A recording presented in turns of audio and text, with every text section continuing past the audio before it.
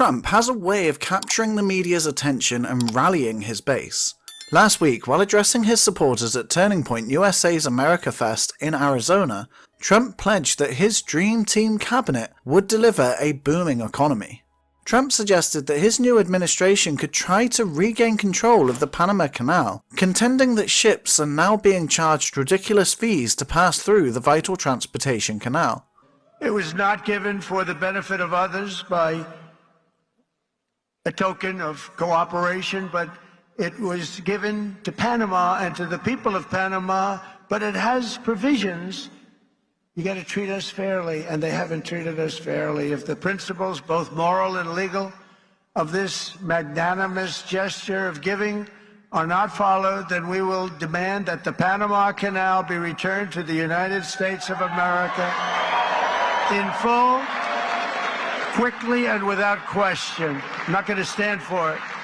So to the officials of Panama, please be guided accordingly. Canals are often built to connect larger bodies of water, such as rivers, lakes, or oceans, enabling the movement of goods and people over water. They are also used for managing water resources, draining land, or supplying water to agricultural fields. There are dozens of well-known major canals, but the Panama Canal is one of the busiest and most profitable canals in the world. It cuts through 40 miles of Panama and connects the Atlantic and Pacific Ocean.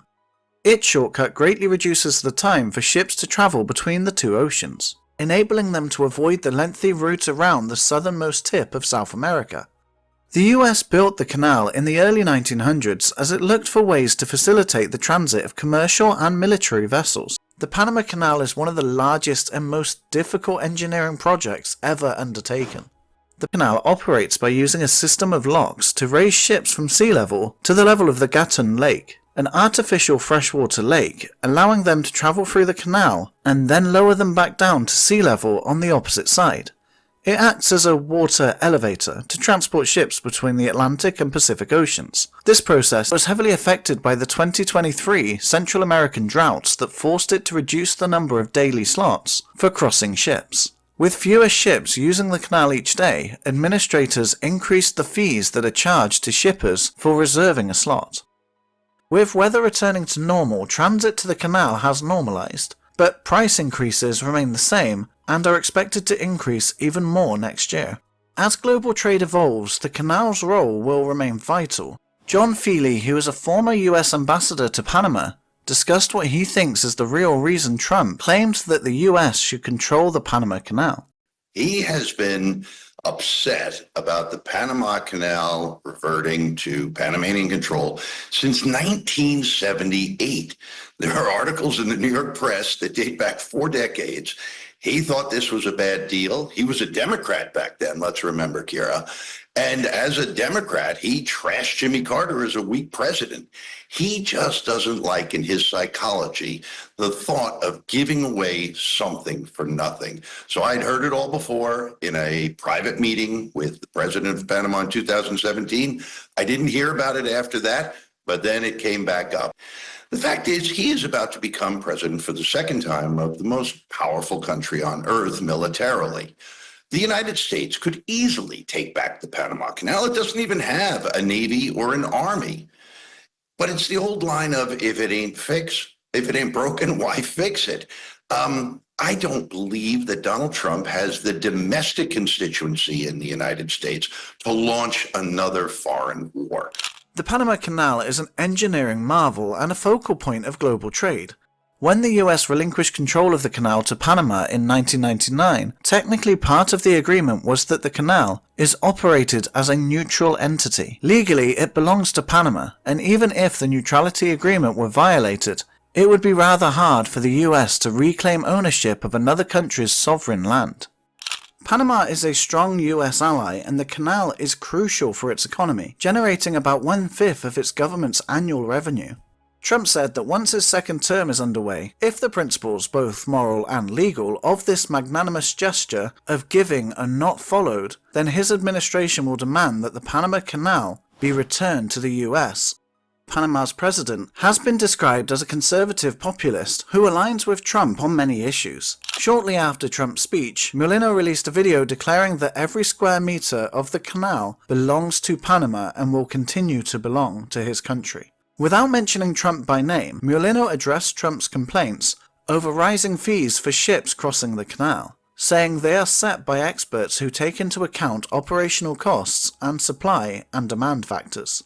He noted that Panama has expanded the canal over the years to increase ship traffic on its own initiative, and added that shipping fee increases help pay for improvements. The Neutrality Treaty is central to the canal's status. It obligates Panama to ensure the canal remains open and operational for international trade, and prevents any nation from using it as a tool for political or military leverage. The US retains the right to intervene militarily if the canal's neutrality is threatened. Critics argue that the treaty's terms are vague, allowing for broad interpretations. While Panama has successfully managed the canal, its growing relationship with China has raised alarm bells in the US. China has invested in the canal's operations and surrounding infrastructure. Some US policymakers view these developments as a potential violation of the treaty, fearing that Chinese influence could undermine the canal's neutrality.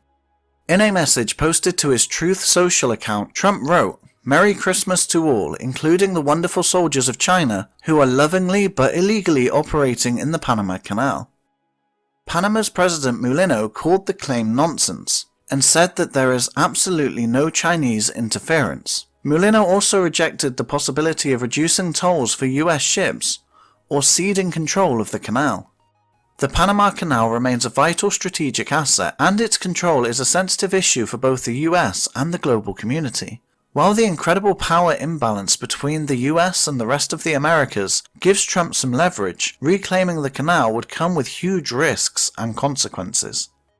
Trump's first term in the presidency was characterized by unpredictable strategies that left his critics and supporters guessing at his next move. As he positions himself for another term in office, one thing is clear: no one knows exactly what Trump plans to do.